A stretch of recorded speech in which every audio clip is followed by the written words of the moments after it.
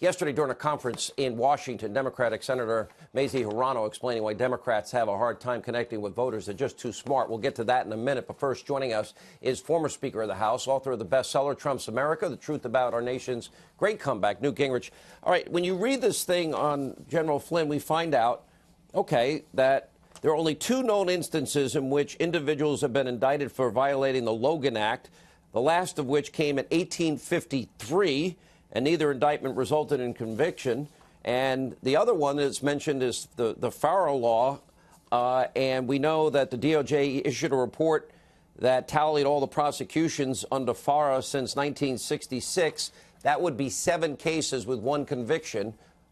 Is this how deep we go to get a guy that served 33 years in the military that the FBI didn't believe was lying? Sure. I mean, look, you have to understand, Mueller's not involved in a investigation. Mueller has a Trump destruction project. He brought on a team, all of them dedicated to destroying Trump. They've done everything they could to destroy Trump. And part of that technique, which frankly, Sidney Powell described brilliantly in her book, License to Lie, about the Justice Department, part of that technique is you throw the kitchen sink. You basically threaten somebody and say, I'm going to bankrupt you.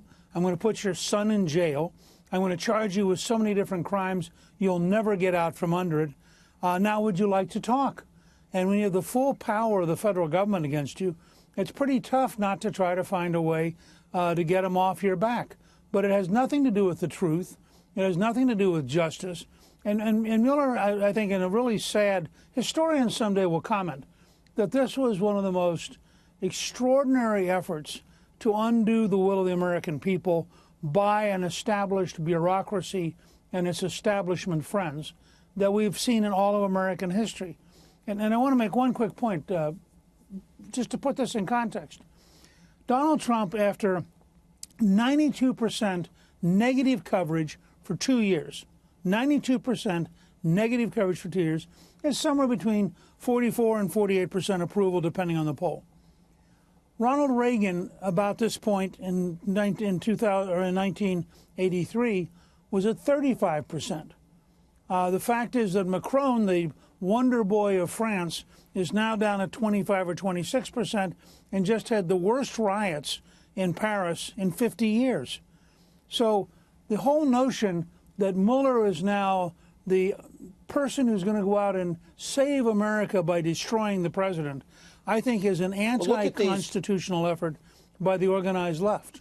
So John Solomon just breaks this story. Now, we knew that they didn't verify the dossier, and it was not corroborated, which is part of their protocol and also part of the law. But now we see an email chain where they knew it had massive credibility problems. This is what he discovered, an email chain with all of these people's names in it that shows they knew that there were credibility problems to the very evidence, that the bulk of evidence that was used to obtain the FISA warrants in the FISA applications, and they withheld all of that exculpatory information from the judges, as well as who paid for it, which was Hillary, and how it was a political document. How can they get away with that abuse of power? Well, because they're the establishment. They're the fix. They're the insiders. They're the guys that the New York Times and the Washington Post and all the networks, except for Fox, all surround and protect them. They operated on a premise, and of course, they all thought Hillary was going to win. So they never thought this would come to light. They thought they were helping the winner. And I think it was an enormous shock election night to suddenly start, for Comey in particular, to suddenly start realizing that his neck was on the line. He'd been breaking the law, but he always thought he'd be protected. Everybody near the Clintons have been protected, as you pointed out earlier. Comey's name is in this email chain. He's on the email chain. He signed off on that. Of course. You had the director of the Federal Bureau of Investigation actively trying to destroy a presidential candidate. You have the former head of the FBI, Bob Mueller, actively trying to destroy the President of the United States. I mean, there's a point here, and I know it's frustrating, but the fact is, this is a clear-cut drama. They hate him. They want to destroy him. It has nothing to do with the truth. and nothing to do with the law.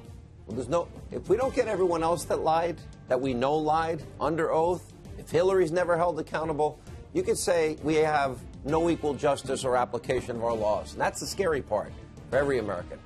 Mr. Speaker, thank you.